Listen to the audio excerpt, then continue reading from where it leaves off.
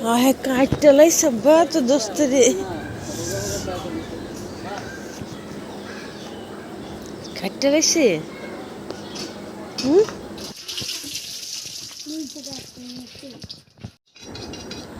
আসসালামু আলাইকুম এভরিওয়ান, সবাই কেমন আছেন? আশা করছি সবাই খুব ভালো আছেন। আলহামদুলিল্লাহ আপনাদের দোয়া এবং আল্লাহর অশেষ রহমতে আমরাও ভালো আছি। আজকে অনেক দিন পরে আপনাদের সাথে আরেকটি ভিডিও শেয়ার করতে চলে আসলাম। যদিও এই ভিডিওটি অনেক আগের বলতে একদম শীতকালের।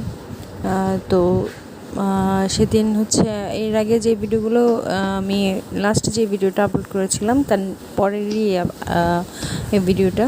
তো সেদিন সকাল সকাল একদম 7টা বাজে ঘুম থেকে উঠে গিয়েছি, উঠতাম না, কিন্তু ওই যে আমার ভাতিজা ও দৌড়ে গিয়ে বলছিল যে কাকি কাকি আমার বন্ধুকে কেটে ফেলেছে। তো এই ছাগলটা ছিল, ছাগলটাকেও বন্ধু বলতো, এই জন্য হচ্ছে এটা বললো। তো যাই হোক, এরপরে এটা আমাদের একদম মানে একটা পিকনিকের মতন করেছিলাম। এই জন্য হচ্ছে এটা ভাইয়ারই পালিত খাসি, তো ওটাই হচ্ছে আজকে হালাল করে আমরা এখন সবাই মিলে খাবো। তো এই জন্য হচ্ছে খিচুড়িও রান্না করব। তো খিচুড়ির জন্য আমি ডাল ভেজে, এটা হচ্ছে ডাল সিদ্ধ করে রেখে দিয়েছি, আর এই সাইডে হচ্ছে ভাতও বসিয়ে দিয়েছি। আর আমি আর ভাবি মিলে আদা রসুন যা আছে সব হচ্ছে কেটে কুটে বেটে নিচ্ছি। তো আজকে আসলে সকালেই সব গোশত ধোয়া হয়ে গিয়েছে, ভাইয়া গোশত সব ধুয়ে দিয়েছে, তারপরে কেন জানি লেট হয়ে গেল। তো ভাবি ওখানে হচ্ছে আদা রসুন বাটতেছিল, আর আমি হচ্ছে এখানে একদম মানে লবণ মরিচ হলুদ যা যা মশলা লাগে সব দিয়ে আমি মানে আদা রসুনটা বাটা হলে ওটা মিলিয়ে আমি হচ্ছে বসিয়ে দেব।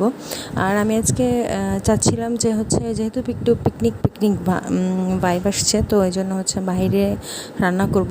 তো ভাইয়াকে বলছিলাম যে বাইরে গর্ত করার কোনো দরকার নেই, একদম ইট তিন কোণায় এরকম দিয়ে হচ্ছে রান্না করি। তো যেই কথা সেই কাজ, ভাইয়াও হচ্ছে চুলা বানিয়ে দিল।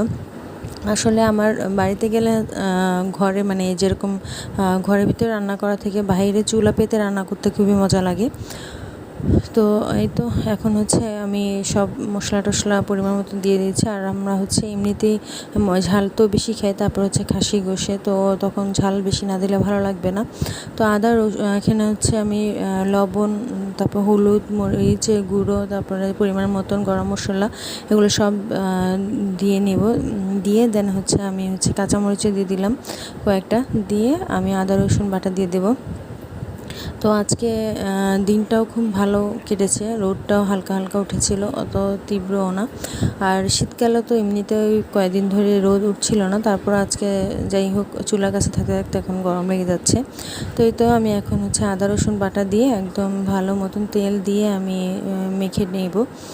তো ফার্স্টে আমি চুলার উপরেই মাখতে গিয়েছিলাম, কিন্তু লাস্ট আমার সাথে এমন একটা ঘটনা ঘটলো যা বলার বাহিরে। তো আল্লাহ বাঁচিয়েছে যে গোশগুলো পড়ে যায়নি। তো ইট একটা তেড়া হয়ে গিয়েছিল, জন্য শ্বাস করে নিচে পড়ে গিয়েছিলো। তো এই জন্য হচ্ছে নিচে নামিয়ে আমি ভালো করে মেখে দেন হচ্ছে তুলে নেব। আর আমি জাল দিতে পারছিলাম না, এই জন্য মা হচ্ছে জাল দিয়ে দিচ্ছিলো, আর আমি হচ্ছে মেখে টেখে সব বসিয়ে দিয়েছি।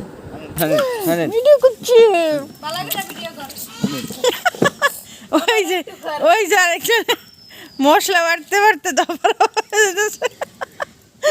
আজকাল দেওয়া যাবে না তাহলে মশলা বাটার পরে। এ তো বুড়ো মশা ওসা মনে না দে, আমরা খাসি গোস্ত আনতেছি কিন্তু চুলা জাল জ্বলে। ওই চুলে আমি এখন ইয়ারা খিচুড়িটা বহাই দিই।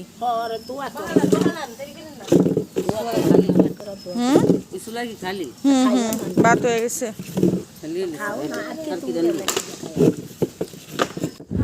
তো সবাই মিলে একসাথে থাকার আসলে মজাটাই অন্যরকম। যেটাই হোক, ছোটোখাটো খাবার দাবার, মজা দুঃখ কষ্ট সব একসাথে ভাগাভাগি করে নেওয়া যায়। এটার মতন আনন্দ আসলে আর কোথাও নেই। যারা একসাথে থাকে তারাই জানে।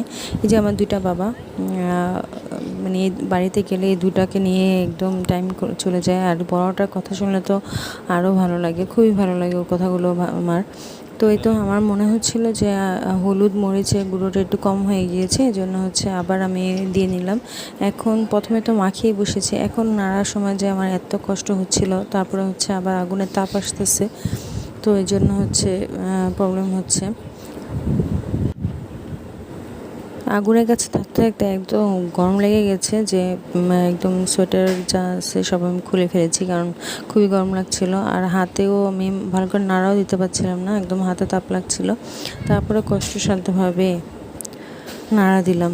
তো কথায় আছে না যে ঢেকি স্বর্গে গেল ধান ভাঙে, সেরকম বউরা যেখানে যায় সেখানেই রান্নাবান্না তাদের করতে হয়।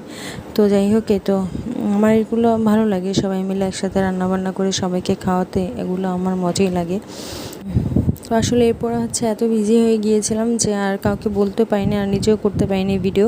তো আজকের মতন ভিডিওটি এ পর্যন্ত। যদি একটু ভালো লাগে থাকে অবশ্যই লাইক কমেন্ট শেয়ার করার পাশে থাকবেন। আল্লাহ হাফিজ, আসসালামু আলাইকুম।